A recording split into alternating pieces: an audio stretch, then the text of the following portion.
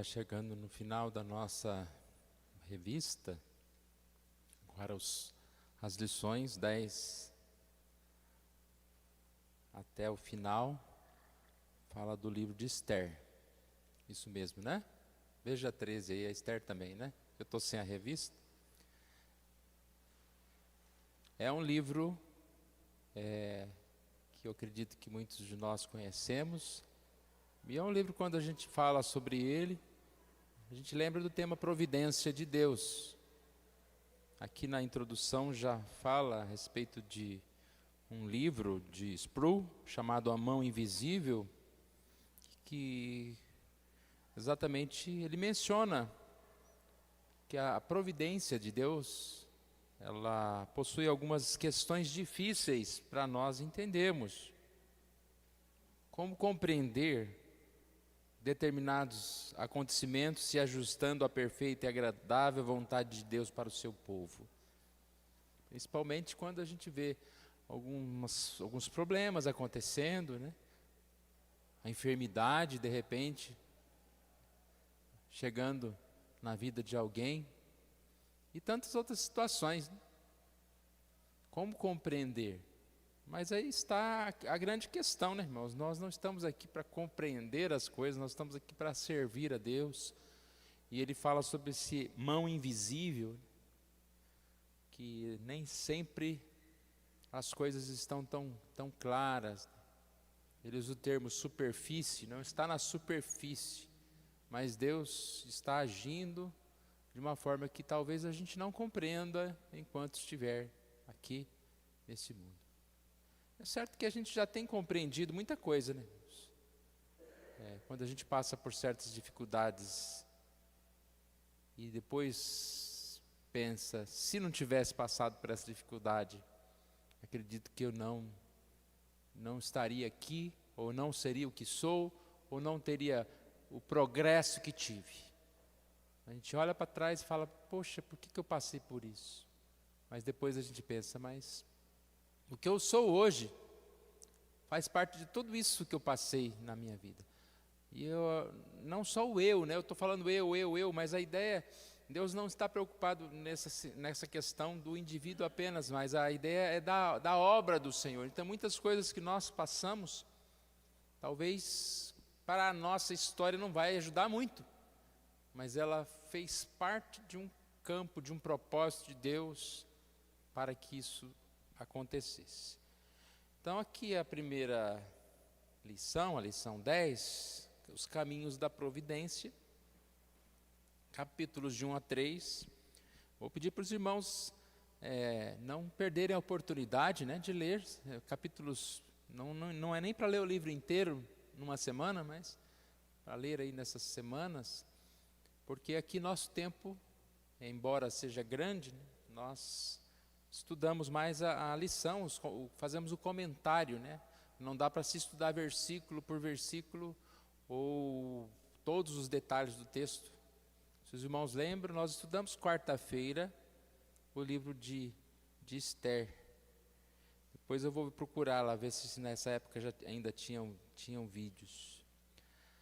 Mas é um tema muito interessante e uma história, né, emocionante, é uma história cheio de detalhes que vão acontecendo e as coisas vão mudando e Deus vai agindo na sua mão. Mas seguindo aqui então a revista, a introdução, eu vou colocar algo que eu já falei de certa forma, sobre essa questão da mão invisível de Deus, ou o propósito de Deus não ser entendido. Não é raro termos dificuldades de enxergar como Deus está trabalhando em todas as coisas para o nosso bem, ou para o bem daqueles que amam a Deus. Temos dificuldades de enxergar, mas temos essa confiança, né? E todas as coisas cooperam para o bem daqueles que amam a Deus. Temos essa confiança, temos essa certeza, e por isso o crente precisa ser grato, né? A gente está falando de gratidão. É até triste a gente ter que ser lembrado que a gente precisa agradecer. Sabe aquela criancinha que alguém dá alguma coisa para ela e a mãe fala, agradece, fala obrigado, né? Vai ter que ensinar a agradecer. E nós às vezes somos assim, como uma criança que precisa estar sempre sendo lembrada. Você precisa ser grato. Acorda, agradece. Andou, agradece. Enfrentou dificuldade, agradece. 1 Tessalonicenses 5,18 diz, em tudo dai graças, porque esta é a vontade de Deus em Cristo Jesus para convosco. Em tudo, talvez não por tudo, não vamos agradecer os problemas, o pecado, mas em tudo, nas situações que passamos, porque esta é a vontade de Deus. A gente não tem dúvida disso, né, irmãos? Que a vontade de Deus vai se cumprir na nossa vida, independente do que nós pensamos, né? Perdi emprego, vou ter que mudar de emprego. Dê graças, essa foi a vontade de Deus. Ganhei uma promoção, dê graças, essa foi a vontade de Deus. E em todo tempo nós precisamos estar conscientes do cuidado de Deus e alertas, né? Atentos, para não ser aquele que tenta correr de Deus como Jonas, né? Escapando do caminho, tentando fugir do caminho. O livro de Esther, então, ele é um livro muito bom no que se diz respeito a esse tema. Aqui na introdução fala um pouquinho, né, sobre o livro de Esther. Os acontecimentos narrados no livro se deram durante o reinado de Assuero, na Pérsia, por volta do ano 480, entre o primeiro e o segundo retornos de exilados da Babilônia para Jerusalém. Então, fala aqui a respeito do livro, que os eventos se deram em Suzã, capital do Império Persa, e é um livro que traz essa temática, a providência de Deus. Curioso, não sei para quantos foi surpresa, o que aqui também é dito na introdução, que esse livro ao longo da história foi julgado teologicamente deficiente, que Lutero chegou a afirmar que era hostil o livro de Esther, estar na Bíblia, ele acreditava que, se possível, não existisse o livro de Esther. Aí a gente pergunta, mas por quê? Porque o livro de Esther, ele traz uma história de personagens como Esther, como os demais aqui, que não eram pessoas tão, digamos assim, num caminho certinho, né? Eu vou dar o exemplo do que eles dão aqui na lição de Daniel. Daniel e seus amigos foram exemplos de fé, de oração, pessoas que se afastaram das coisas lá do rei, do reinado. Aí chega Esther, uma mulher que aparentemente não se preocupou, né, com até mesmo com o seu nome, escondeu o seu nome, e ela é uma pessoa que vai lá entrar num concurso lá de beleza para casar com o rei. Então é nesse sentido que Esther ele é colocado como um livro de certa forma que não seria, né, para alguns aqui, não seria o ideal, mas isso aí é uma questão humana, né? A gente está apenas citando aqui, nós sabemos que a Bíblia toda ela é perfeita, e como diz aqui mesmo na introdução, Esther é um livro com teologia profunda, pois mostra como, mesmo nos momentos em que Deus não aparece de modo tão explícito, é possível perceber a sua boa mão conduzindo todas as coisas. Eu acredito que o livro de Esther é um livro mais próximo da realidade nossa. Quantas vezes a gente não vê nos homens de Deus aquela intrepidez de Paulo, aquela vida de santidade como Daniel, mas a gente vê os propósitos de Deus se cumprindo na vida dos nossos irmãos, com seus defeitos, com suas limitações, né? E assim vão crescendo nesse caminho, né? O fato de Deus não ser mencionado explicitamente é uma oportunidade para treinarmos o nosso discernimento, a fim de enxergarmos a sua mão invisível.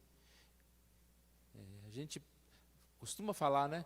não, Deus está falando isso comigo, ou aconteceu isso, Deus falou. Como que você sabe que foi Deus?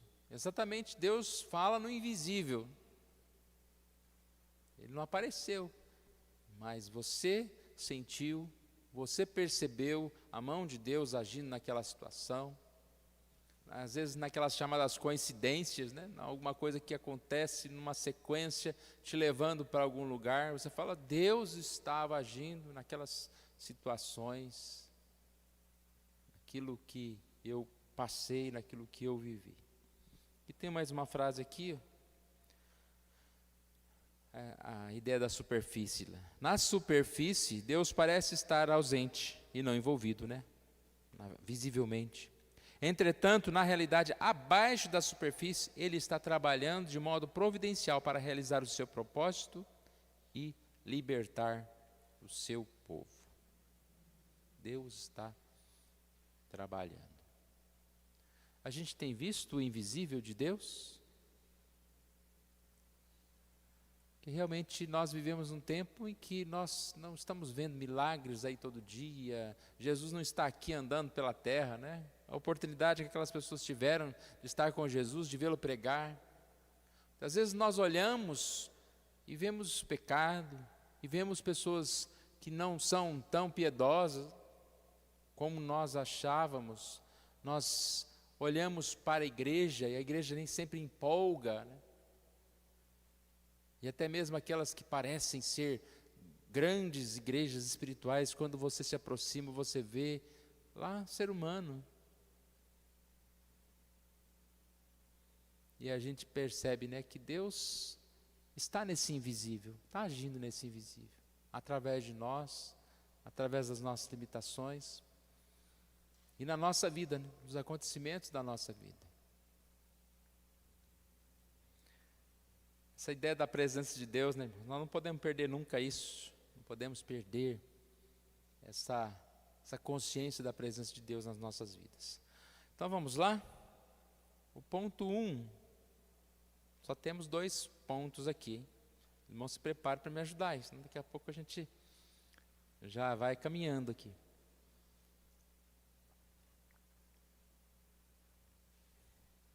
Vai contar aqui a história do capítulo 1. O livro de Esther tem início com a apresentação da grandeza do rei Assuero, seu vasto reino, sua grande riqueza, sua prodigalidade em oferecer grandes banquetes.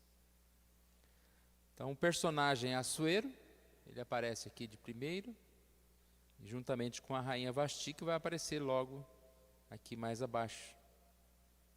Mas a descrição aqui para nós é interessante, né?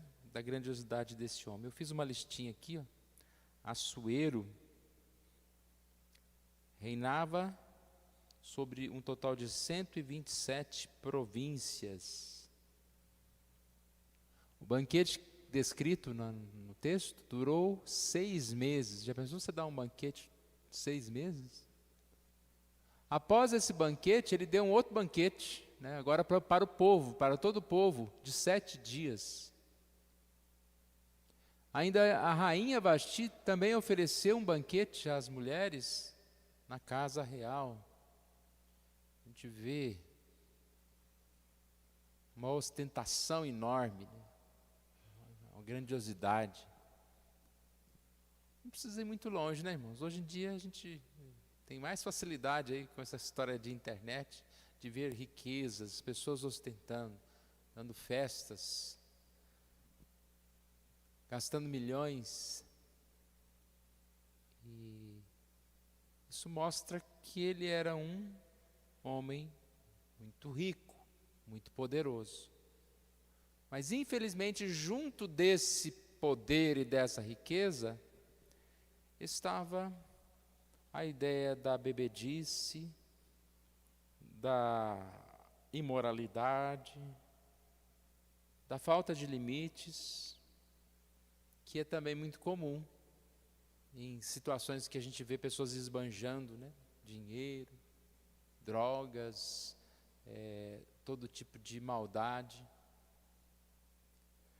E aqui então, como a lição descreve, que essa palavra bebida não é apenas uma bebida, como um almoço, um jantar, um refrigerante, uma bebida, mas é uma festa com muita comida, muita bebida e sem limite nenhum moral. Os versículos 7 e 8 enfatizam a orgia que caracterizou esse banquete dado por Assuero. Então, muita maldade, que é o que o mundo vive, né? O mundo, ele, em algumas situações, né, ele tenta ser tão politicamente correto. É interessante que a gente está vivendo um tempo tão estranho, né? Que não pode não sei o quê, não pode aquilo. Mas, por outro lado, moralmente, não se coloca limites. Eu não entendo muito bem a lógica dessa ética, né? Não é muito ética essa lógica do mundo. Então, nós percebemos que mundo é mundo, seja hoje, seja milhares de anos passados, né? Mundo é mundo. E assim foi o que aconteceu.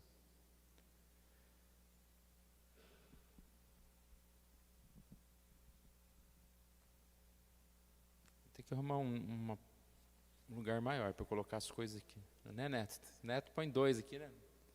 Que não cabe muitas coisas. Eu vou abrir aqui a Bíblia, porque agora no verso 9 a rainha Vasti aparece.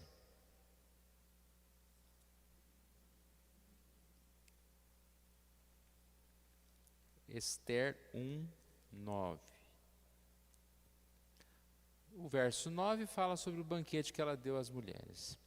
Aí do verso 10 em diante, fala a respeito do que esse rei embriagado, e a lição também diz não embriagado, mas muito embriagado, não era alegre de vinho, mas era, aqui como diz, estúpido de bêbado e estúpido, completamente fora de si.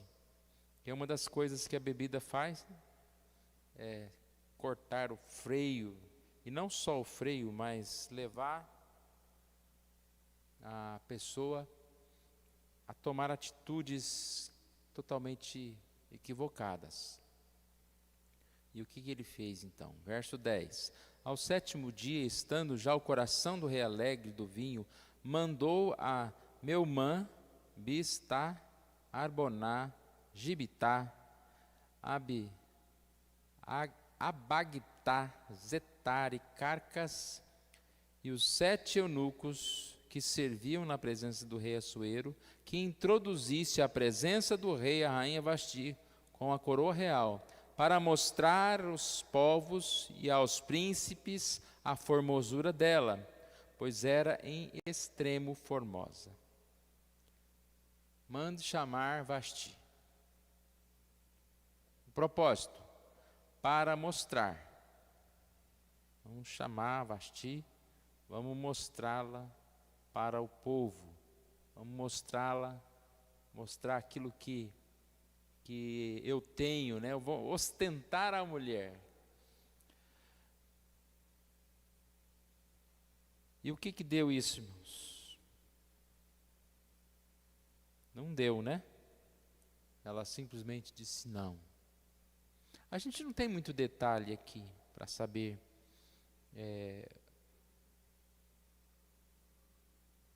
o que aconteceu, mas é certo que ela tinha alguns princípios e o rei foi além disto. Para ela ser a rainha, ela se acomodou com muitas coisas também, mas ela tinha algum princípio e ela não aceitou. A lição fala que ela recusou porque isso levaria a alguma forma de humilhação sexual, violência. Mulheres eram incluídos como se fossem bens, né? Bens do rei. E até aquele comentário que eu acredito que os irmãos já ouviram, que fala aqui que era para que ela fosse com a coroa, né? Diz aqui. introduzisse a presença da rainha com a coroa real. Alguns comentaristas falam que a ideia aqui era que ela ia só com a coroa, né? Mais nada, que era para que ela fosse nua. Nós não sabemos, mas certo que ela não a aceitou. E a recusa aqui não é simplesmente uma recusa moderada, deu um motivo, não, hoje eu não posso, não, ela não com veemência, nem pensar, eu não vou. O rei reagiu com fúria e consultou os seus conselheiros para saber o que fazer, versos 12 e 13. Aqui em resumo, né, irmãos, conhecem essa história, em resumo, gerou uma situação. E não sei por que ele já não decidiu por ele mesmo. Mas tinha os conselheiros dele lá, ele foi falar com os conselheiros. E os conselheiros falaram, olha, aí fica difícil, né? Porque qualquer mulher aí do reino, a mulher dos servos, as mulheres dos seus empregados, elas também vão dizer, mas se a mulher do rei não obedece, não respeita, por que eu vou respeitar meu marido? Né? Então, o certo é você afastá-la e não deixá-la mais participar, não ser mais a rainha. Traz outra para ser rainha. E foi esse conselho que foi dado, e ele assim aceitou. Eles responderam ao rei que se promulgasse um edito real, segundo o qual Vasti não mais entrasse na presença do rei. Além disso, a coroa deveria ser passada a outra mulher. Então, o que nós vemos aqui, irmãos, nesse primeiro ponto, a recusa, uma história que começou errado, né?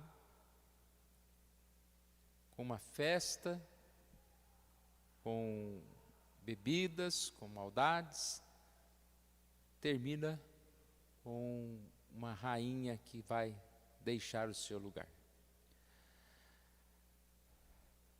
A lição está muito ligada, né? Vamos continuar aqui, porque no começo do ponto 2 ainda fala sobre essa questão do ponto 1 e a gente vai aplicando aqui. No começo do ponto 2, fala sobre a coragem de Vasti, seria uma aplicação do ponto 1, né? A recusa dela. Ela teve coragem de dizer não. Isso é um princípio que nós podemos aprender. Em determinadas situações, nós devemos dizer não, não importa as consequências. Eu tenho que sofrer pela verdade, pelo bem, por aquilo que eu acredito. Eu preciso ser firme e dizer não.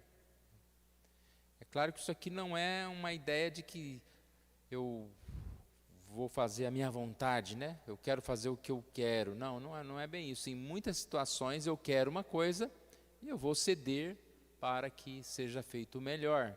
Mas aqui no caso de algo que seja ofensivo a Deus, ao Evangelho, eu preciso aprender a dizer não. Tanto em relação a outras pessoas que podem tentar nos cativar ou nos levar a fazer algo que não seja do agrado de Deus, como a nossa própria vontade, que é o maior patrão que às vezes quer nos fazer ou nos levar a cometer certas atitudes que não são corretas. Eu preciso aprender a dizer não para eu mesmo, para minhas vontades, recusar. Mas você vai perder isso, você vai perder aquilo. É mentira, né? É mentira. E se tiver que perder, Paulo fala, né? Eu perdi. O que eu perdi é lucro. Negar-se a si mesmo, entregar a sua vida e assim por diante. A assimilação à vontade do império não é inevitável, ou seja, pode-se recusar. E aí ele fala, mas por outro lado, o que Vasti fez mostrou-se completamente inócuo, não teve sentido para a vida dela, né? Na verdade, o que aconteceu com ela tem sentido para a história. Porque se Vasti não tivesse, assim, desobedecido, vamos usar esse termo, o rei, e não tivesse ter que deixado a coroa, não haveria necessidade de uma nova rainha. Aí a gente começa a entender os caminhos da providência. Para Vasti,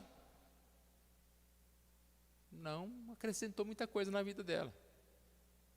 Isso que eu estava falando, às vezes a gente passa por dificuldades e fica tentando entender o motivo, mas talvez o motivo não seja na nossa vida, seja o que aquilo ocasionou na vida de alguém próximo de nós. Algo que aconteceu. Por que nós passamos por certas dificuldades?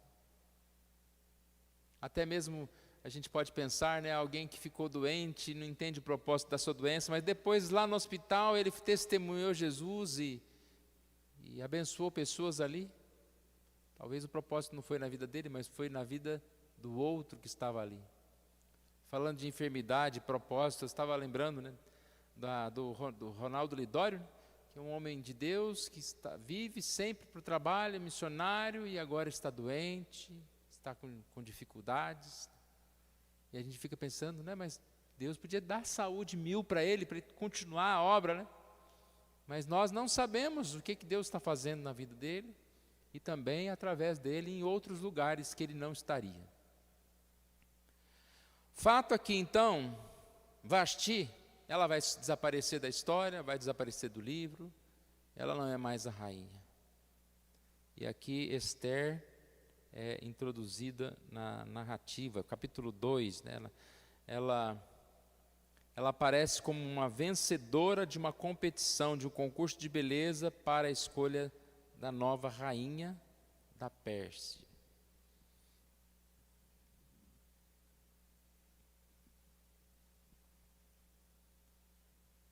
Seu nome judaico era Hadassa, mas em virtude do processo de assimilação, seu nome passou a ser persa, Esther. Ela é descrita como de boa aparência, tendo sido criada por seu primo judeu chamado Mordecai, da tribo de Benjamim. Então aqui começa a entrar um pouquinho dessa história, do porquê que alguns questionam, digamos assim, um livro que não seria nos padrões da Bíblia, que não tem o nome de Deus no livro, que não tem milagres no livro, e que tem uma Esther que esconde o seu nome judaico, que tem um Mordecai também que era judeu, mas estava totalmente integrado ali, naquela sociedade, não dando, digamos assim, um testemunho. Aqui a gente vai começar a entender essa história.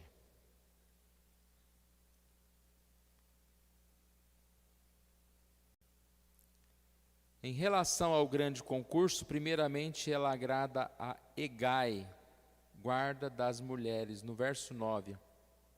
Lhe pareceu formosa e alcançou favor perante ele. Isso aqui é um passo muito importante. É como se fosse uma pré-seleção. Esse Hegai aí era alguém, você imagina a multidão de mulheres querendo ser a rainha, querendo tomar a coroa. E lá naquela multidão de mulheres, a Esther, ela é uma das que chamaram a atenção deste Hegai aqui, que era alguém que participava aqui do processo, de seleção, e por isso ela foi submetida a um processo de embelezamento que durou 12 meses. Como que será isso aqui? 12 meses embelezando uma pessoa. No verso 15 também diz que Esther chamou a atenção de todos quanto haviam na corte de Assuero. Esther aqui então aparece como uma grande vencedora, chamou a atenção também do rei. O rei amou a Esther mais do que a todas as mulheres, e ela alcançou perante ele favor e benevolência, mais do que todas as virgens. Ela foi escolhida então como rainha e ocupou o lugar de Vasti. Aí a lição traz aqui 3 detalhes que nós podemos observar dessa narrativa.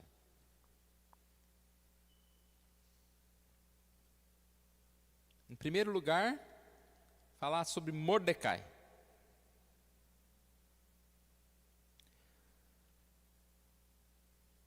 Já falei um pouquinho, Mordecai era alguém que estava totalmente assimilado pela Pérsia. Mordecai, o palavra aqui, do nome Mordecai, é persa. E aqui diz, é homenagem à divindade pagã Marduk.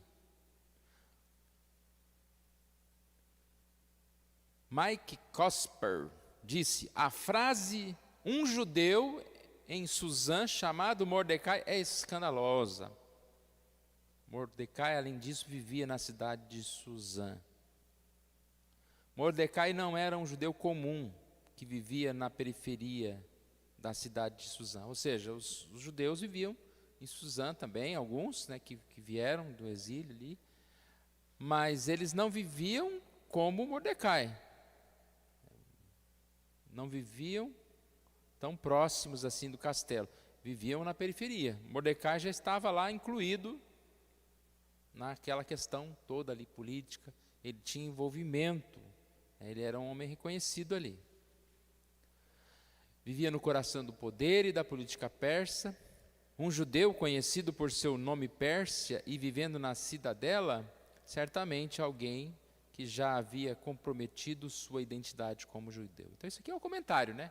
Alguém que já havia comprometido a sua identidade como judeu, assimilado pelo mundo persa. Então primeiro fala-se da questão do Mordecai. Segundo detalhe, obedecendo a uma ordem de Mordecai, Ester não revelou a ninguém da corte a qual o povo pertencia. Então ficou em segredo. Citamos Daniel, né, conforme, e muitos outros, que quando viviam exilados, né, eles continuavam, apresentavam-se como judeus, como eles eram. Daniel não deixou de orar na hora que ele devia orar. E essa aqui também, a Ester, ela simplesmente recebeu uma ideia, né, ou vamos dizer assim, uma orientação de Mordecai, você não revele quem você é, e ela aceitou. Ela se misturou com as outras mulheres lá. Não sabemos a razão para essa ordem Mordecai.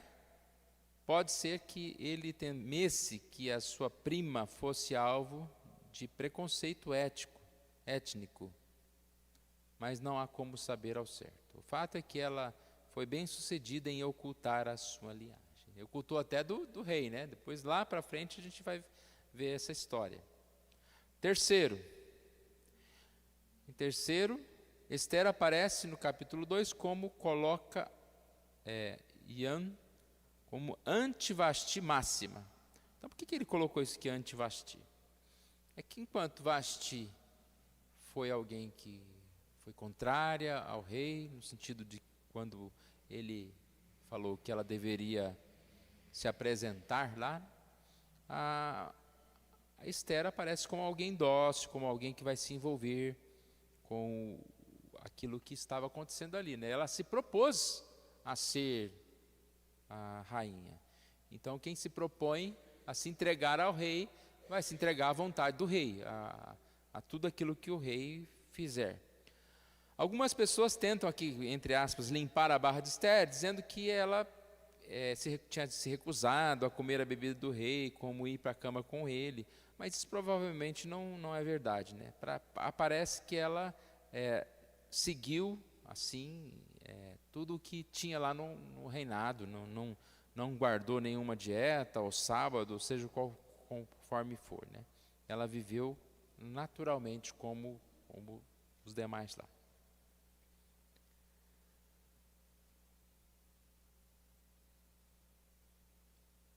Mas são os caminhos da providência. Os caminhos da providência de Deus. E aí a gente percebe que o que acontece, né? Deus age das demais formas possíveis, de formas mais variadas possíveis. Enquanto Ele age, né, através de um homem santo que busca ao Senhor, que está firme na doutrina, Deus também age, até mesmo por meio de um ímpio, muitas vezes, que fazendo certas coisas, está assim progredindo para o Evangelho. o mundo inteiro é de Deus. Não é para a gente separar. A gente às vezes parece que coloca uma separação, né? O ímpio e o crente, o secular, né? E o cristão.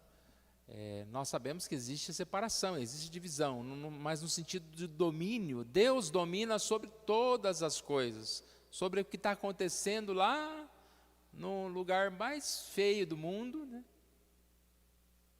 Como o que está acontecendo na igreja mais santa que existe na terra. Todas essas coisas estão dentro de um propósito, de um sentido que a gente chama que é a providência de Deus na história, como ela vai se revelando, né? A gente vai usar a conclusão aqui para tentar aplicar um pouquinho mais, e depois eu dou um tempinho para os irmãos que quiserem participar.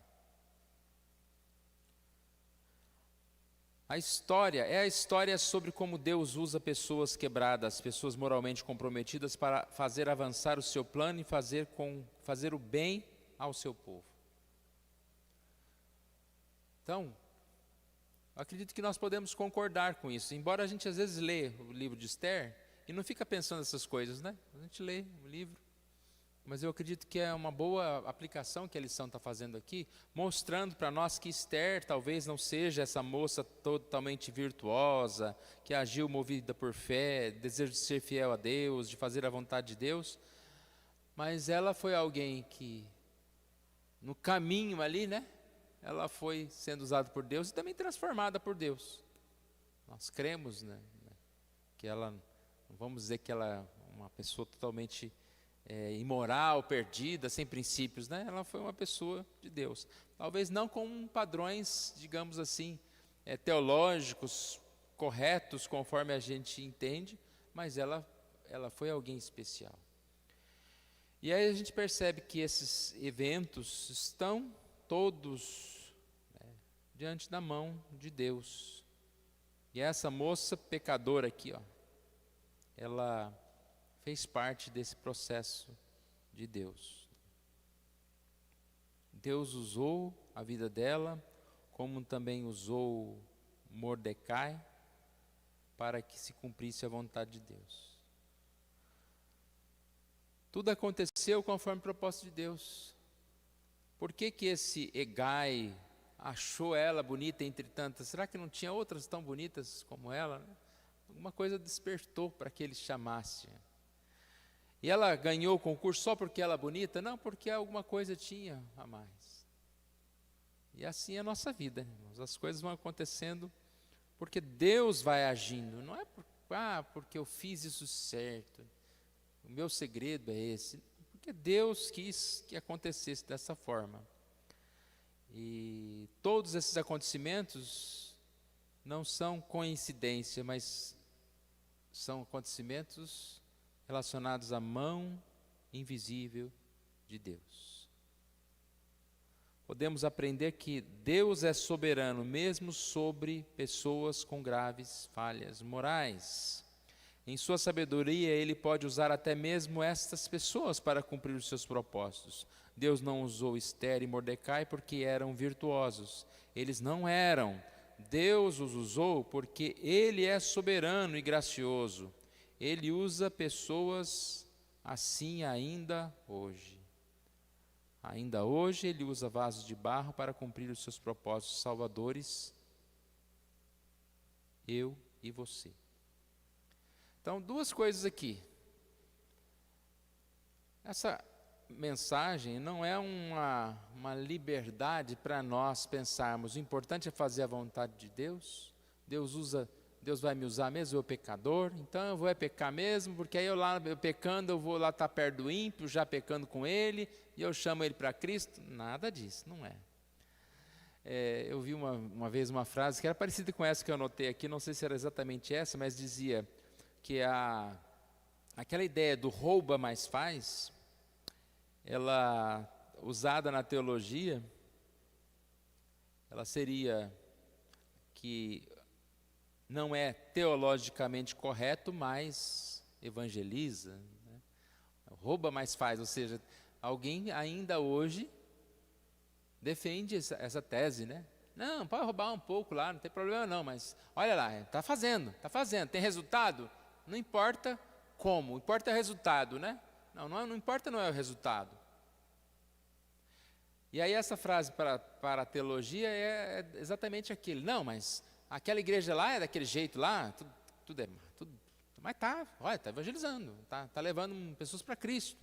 Né? Então o importante é isso, importante levar pessoas para Cristo. Não é assim, irmãos, não é assim. Né? Então nós não podemos tomar isso como uma medida, vamos fugir de princípios bíblicos para evangelizar. Totalmente errado, né?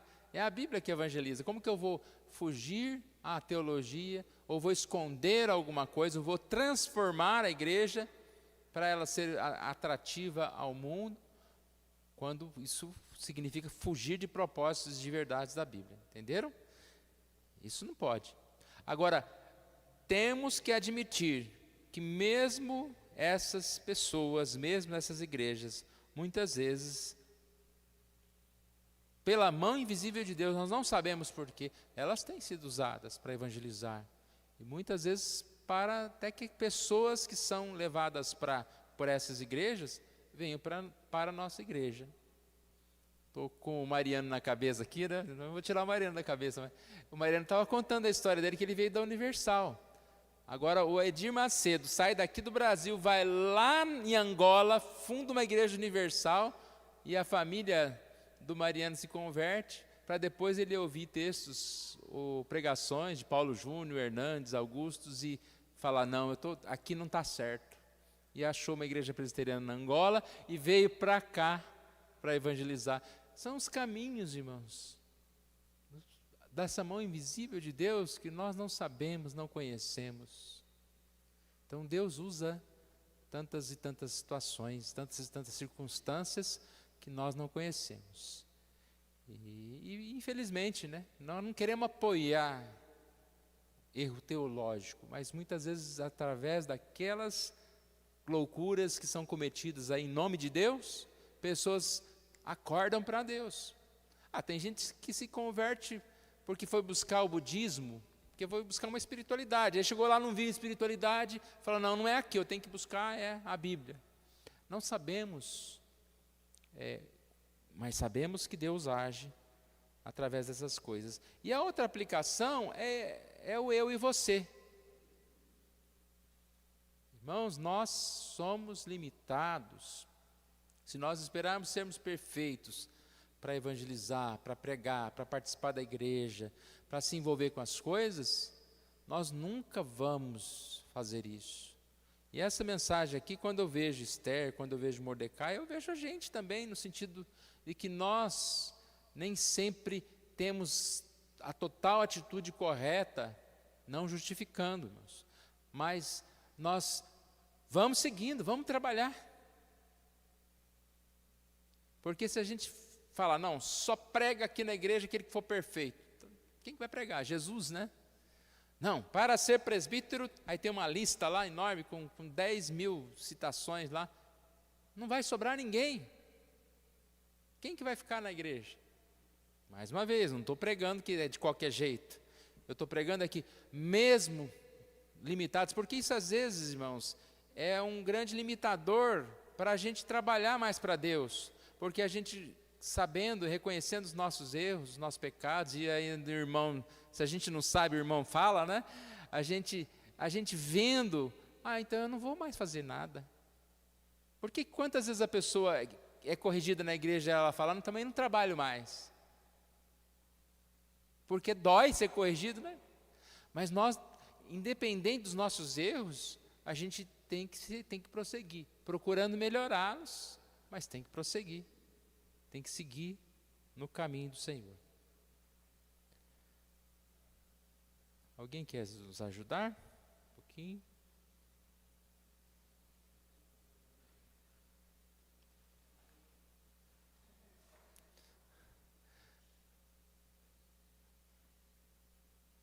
Não?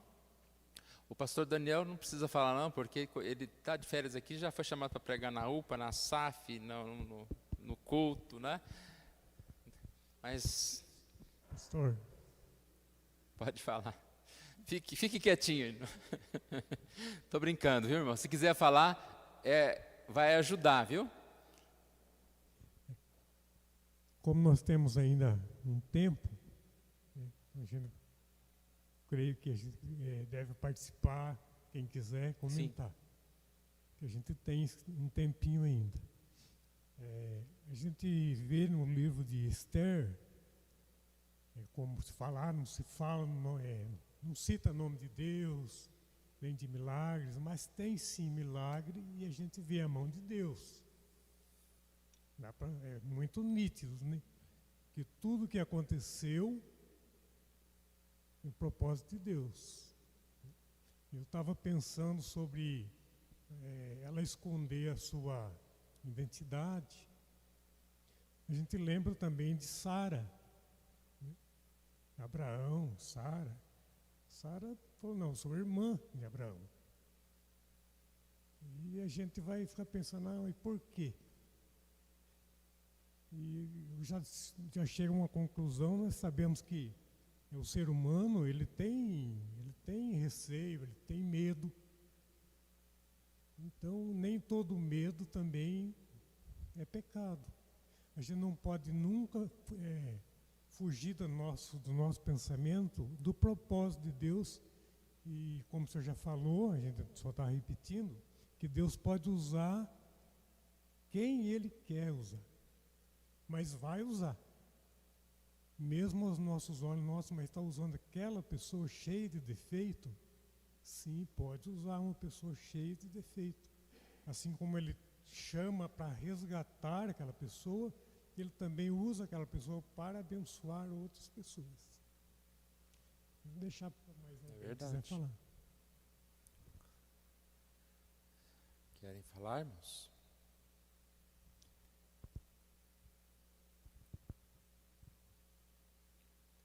Aqui no final diz, ainda hoje, Ele usa vasos de barro para cumprir os seus propósitos salvadores, você e eu. Deus usa cada um de nós, né, para cumprir o seu propósito. Então, né, como eu estava falando, essa lição nos chama a atenção para o trabalho do Senhor, né, para perceber esse propósito do Senhor nas situações, nos caminhos da nossa vida, nos problemas, nas mudanças e até mesmo no dia a dia, porque às vezes a gente está vivendo tanto o dia a dia, parece que não tem novidade, mas tem, né? Cada hora tem uma novidade, tem algo diferente que pode ser visto por nós, que pode ser realizado de forma diferente. Uma das coisas que eu tenho falado bastante é aquilo que Deus tem incomodado a gente, e a gente vai deixando para depois, né? Faça. Se não saiu da sua cabeça, provavelmente é Deus querendo que você realize essa obra, ou faça alguma coisa, e a gente se comprometer com aquilo que Deus tem colocado na nossa história. Aqui na aplicação, tem algumas perguntas, né? Como você lê os acontecimentos da vida? Como casuais? Ou você consegue enxergar a mão de Deus por trás de todas as circunstâncias? Então, é claro, né? Não existe nada casual. A gente não vive como o mundo sem crer em Deus. E crer em Deus nos faz olhar para as situações sempre baseadas nessa questão, né? Do propósito de Deus, do cuidado de Deus, na providência de Deus.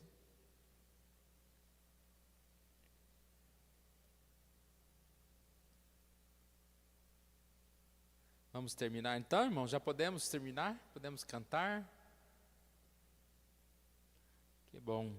Então a tarefa para nós é fazer a leitura. A próxima lição, quais são os capítulos aí que está anotado na revista? Então vamos ler. É de 3a6 ou 3e6? 3a6. Tá. 3a6. A gente vai aproveitar para pegar mais detalhes, né? São muitos detalhes ricos aqui, em cada momento aqui da lição.